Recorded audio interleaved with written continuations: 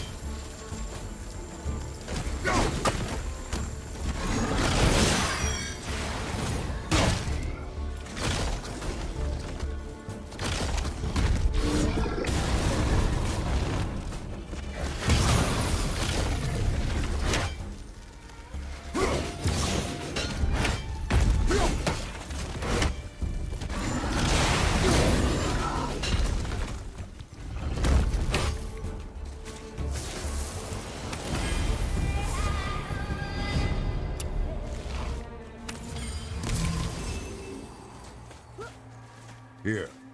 Boy. Yes, sir. Hey, it's another treasure map.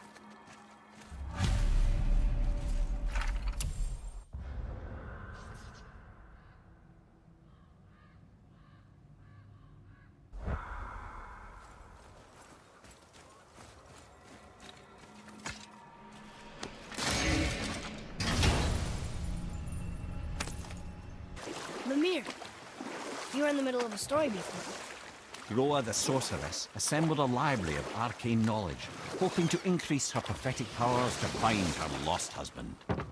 But it was not her husband she would glimpse in her visions. For it was Groa, seeing longer and farther than any before or since, who witnessed Ragnarok, the end and the beginning. When Odin caught word of her ultimate prophecy, he maneuvered to obtain her knowledge and hoard it for himself. Groa knew Odin as a long-time patron of her services, and so she welcomed him into her library as a friend. What she did not know was that Odin himself was behind her husband's disappearance, having used his enchantments to conceal his death at Thor's hands from her sight. Smiling, jealous Odin took her by the throat, and with his very hands he stole her library and her life for his own. I always knew Odin was bad. That's just... Ruthless, barbaric, heartless? That's Odin. In fact, we would do well to sit here in silence for the next few moments and reflect on Odin's capacity for cruelty. And so... Reflect longer.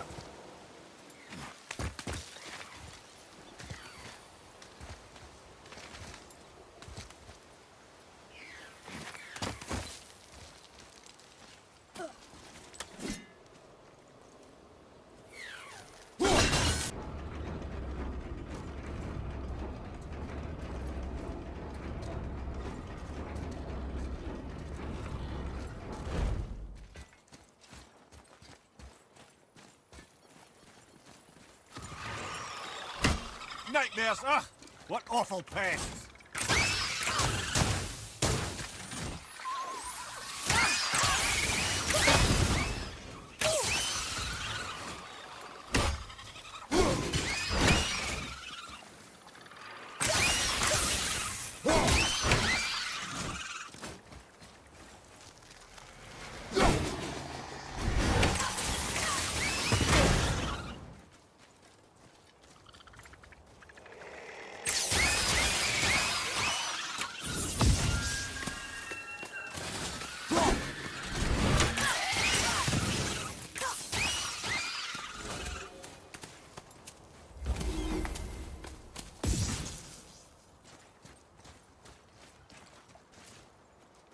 Boy.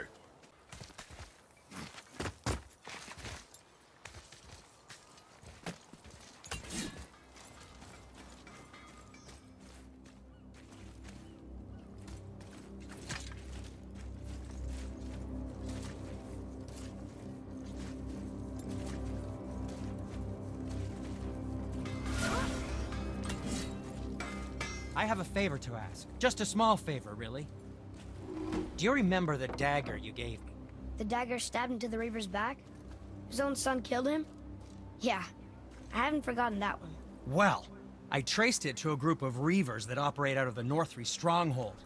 I'd wager that's where they took their haul from Fafnir's storeroom, along with that whetstone that I could use to help you.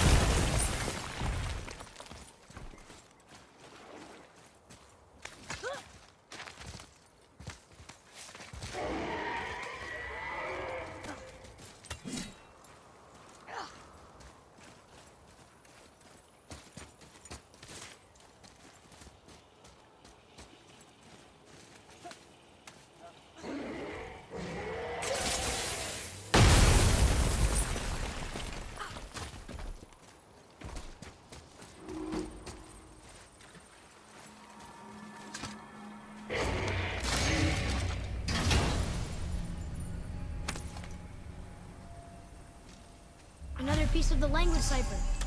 Good.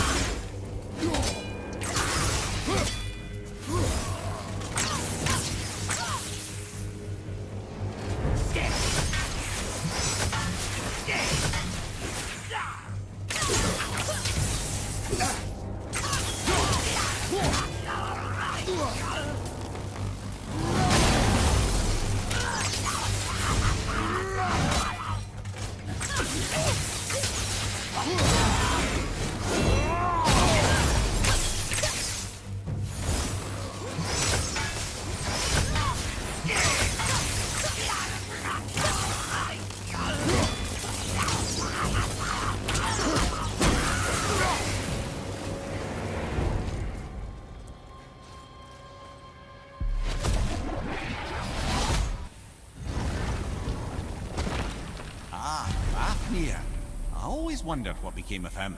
Wait, Fafnir? Like, Fafnir storeroom Fafnir? The very one. But Sindri said he was a dwarf. He was. And now he's a dragon. Funny how life works, isn't it? He's chained up. Perhaps we should keep an eye out for binding shrines and free the poor bastard. Aye, lads?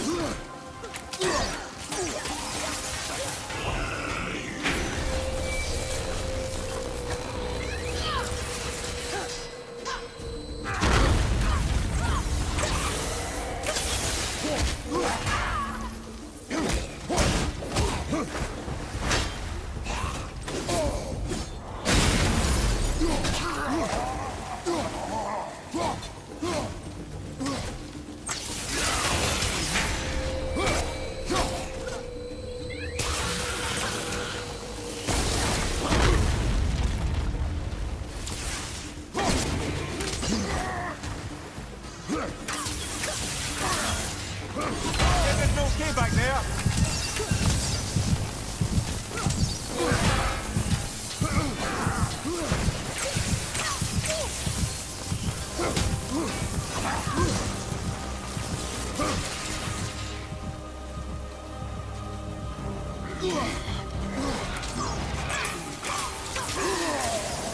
How did your friend become a dragon, Mimir? Oh, he's no friend of mine. Scroat was a constant source of annoyance amongst Aesir and Vanir alike. Then why free him? Trust the recently liberated, brother. No one deserves to be held captive like this. Even a greedy little dwarf come dragon.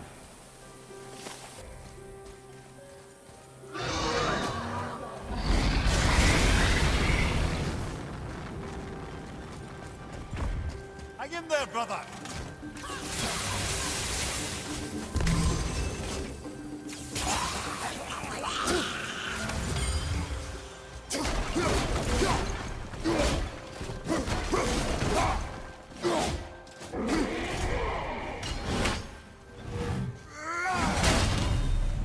You never answered the boy's question, Ed. How did this dwarf become a dragon?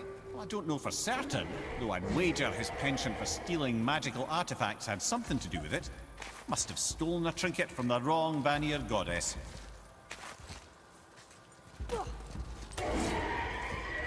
Boy, over here.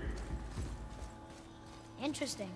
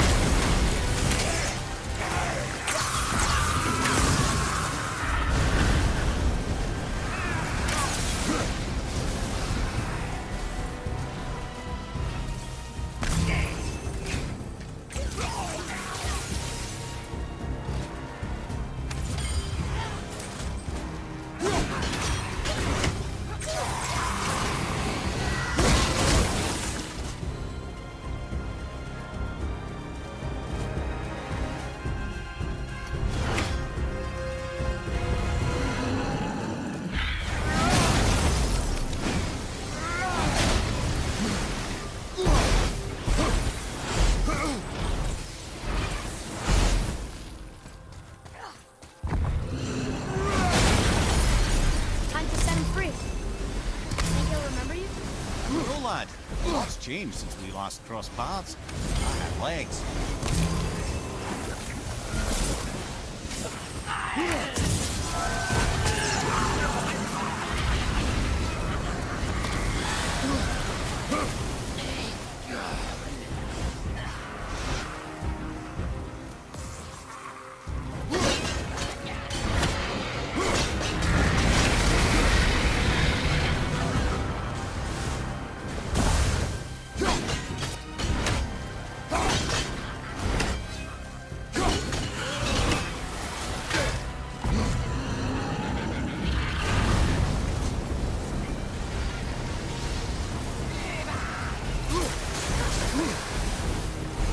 Behind you! Incoming!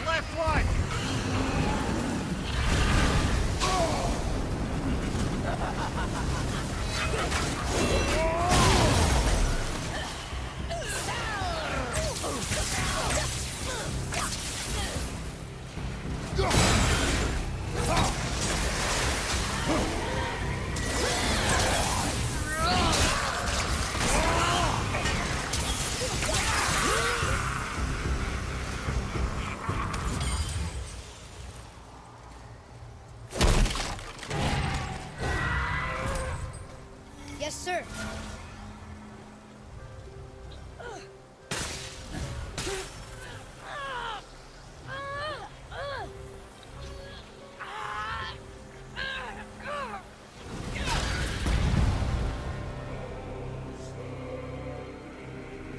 There you go, you wee little bugger. Free.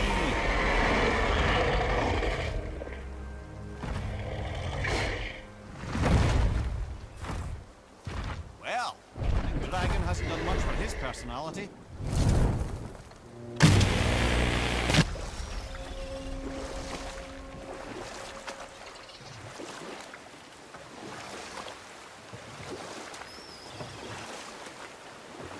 Ymir, what can you tell me about that giant lady with the bow?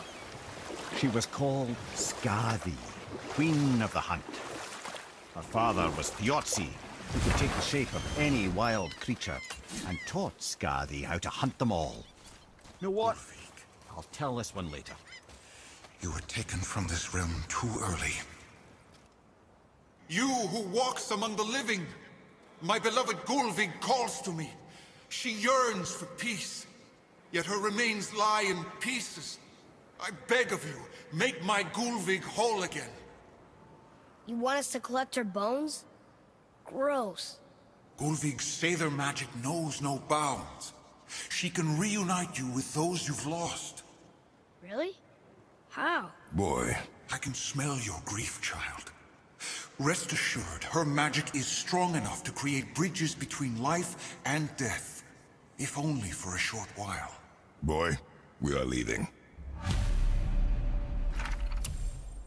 They've taken 3 of Sweet Gulvig's bones and spread them across the lake. Bring me her bones, child. Gulvig will reward you.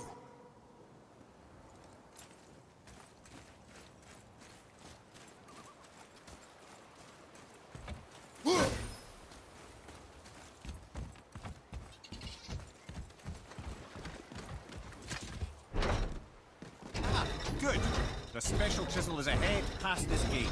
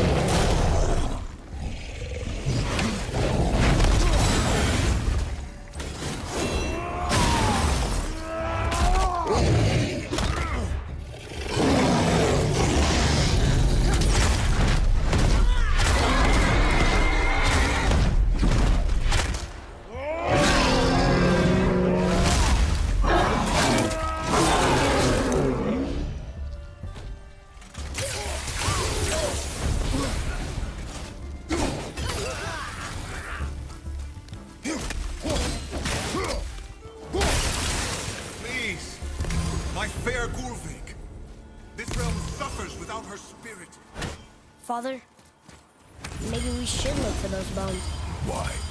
Didn't you hear him? We could talk to Mom again. If we keep an eye out Look while if you wish, boy. I will not be distracted by this fool's errand. So, if you remember, I started a doozy of a story earlier. It was about Skadi, Queen of the Hunt. From the ribs of pack beasts, she fashioned second feet, allowing her to glide upon the snow so no animal could evade her. She became a huntress beyond compare, even to any god. Odin himself wanted her for his bride, believing she would bear him strong sons.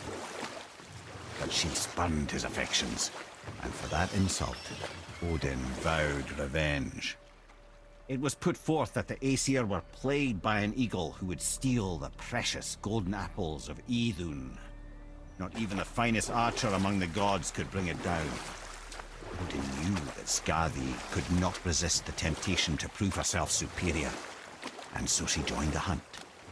Skadi tracked the eagle as it flew where she alone could glide, and loosed an arrow from her unerring bow. You know what? I'll tell this one later.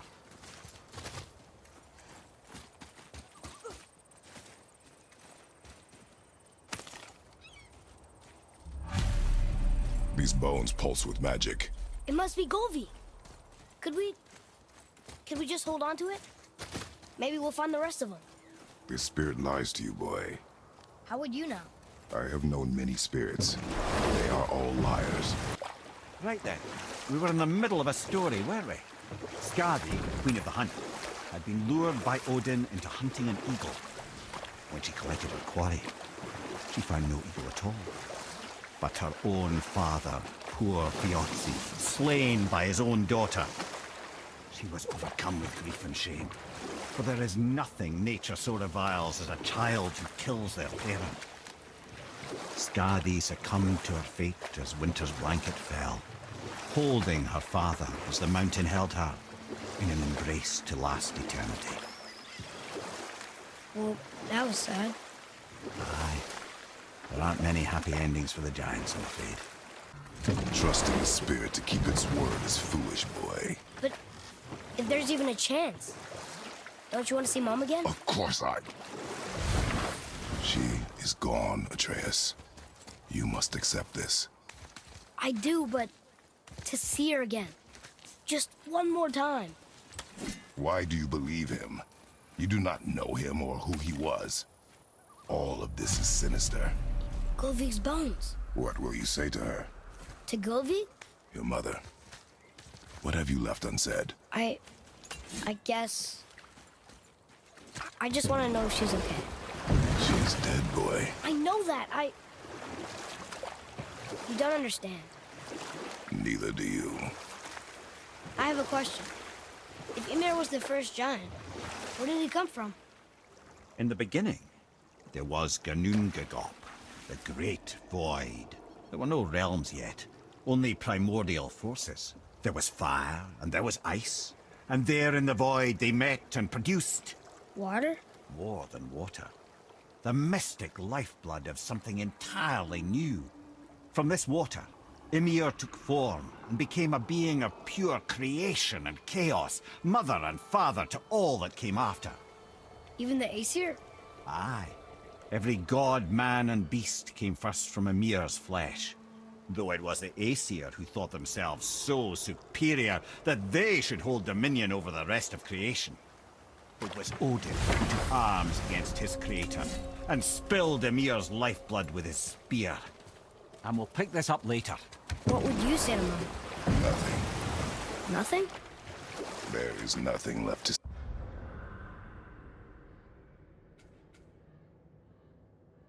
say.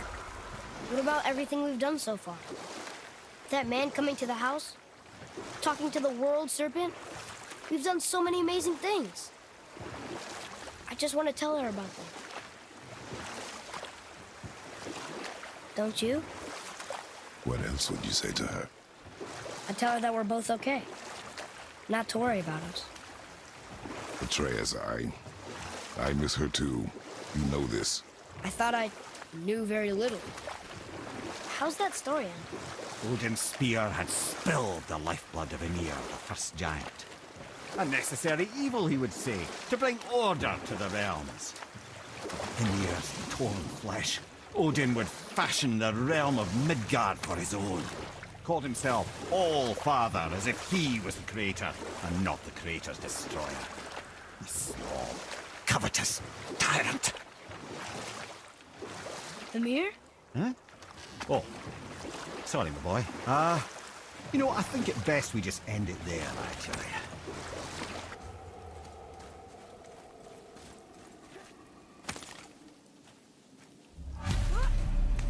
final bone.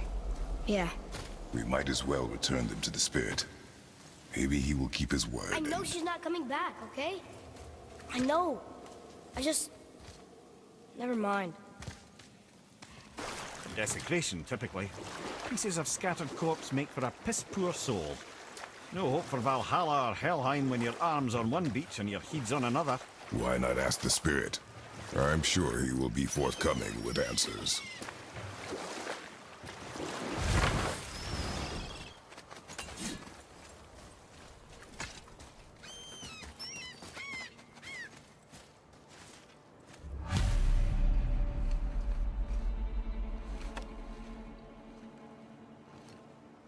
We have collected the rest of your woman's corpse, spirit. Show us this magic you have promised. My sweet Gulvig, whole again. Rise, dear Gulvig. Awaken, O powerful Gulvig! Erni bukar bitjast. She says she'll honor our request Erdi fagna. and reunite us. In dauder! Okay, you were right.